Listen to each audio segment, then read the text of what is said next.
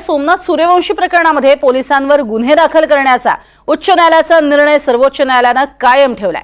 मुंबई उच्च न्यायालयाच्या औरंगाबाद खंडपीठानं 4 जुलै रोजी सूर्यवंशी प्रकरणात आरोप असलेल्या पोलिसांवर गुन्हे दाखल करण्याचे आदेश दिलेले होते आणि त्या विरोधात पोलिसांनी सर्वोच्च न्यायालयात धाव घेतली होती। मात्र आज पार पडलेल्या सुनावणी दरम्यान सर्वोच्च न्यायालयानं उच्च न्यायालयाचे आदेश कायम ठेवत पोलिसांवर गुन्हे दाखल करण्याचे आदेश दिले। विशेष म्हणजे सूर्यवंशी कुटुंबियांच्या वतीनं ॲडव्होकेट प्रकाश आंबेडकर यांनी सर्वोच्च न्यायालयात बाजू मांडली होती।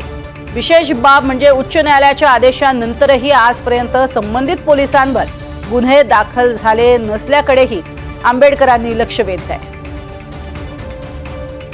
पोलिसांनी FIR दाखल केलं नाही म्हणून त्यांच्यावरती कोर्ट कंटेम्प्ट करते का हे बघणं त्याच्यातलं महत्वाचं आहे। म्हणजे FIR दाखल करायचं हायकोर्टाने सांगितलं होतं का? हो, हायकोर्टाने 1 आठवड्याच्या आतमध्ये हायकोर्ट FIR दाखल करा अशी ऑर्डर होती। आजपर्यंत FIR दाखल झालेला नाही, तेव्हा कोर्टाच्या निर्णयाचं उल्लंघन झालंय अशी परिस्थिती आहे।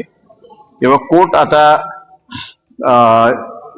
कंटेम्प्ट पोलिसांच्या विरोधात काढणार का ही त्याच्यातलं महत्त्वाचं आहे। हायकोर्ट काढणार की सुप्रीम कोर्ट काढणार? हायकोर्ट काढणार। सुप्रीम कोर्टाचं ही बाब लक्षात आणून दिली गेली का की अजूनपर्यंत FIR? हो झाली, तर सुप्रीम कोर्टाच्या लक्षात आलं होतं आणि त्यांनीही विचारलं की अजूनपर्यंत का दाखल झाला।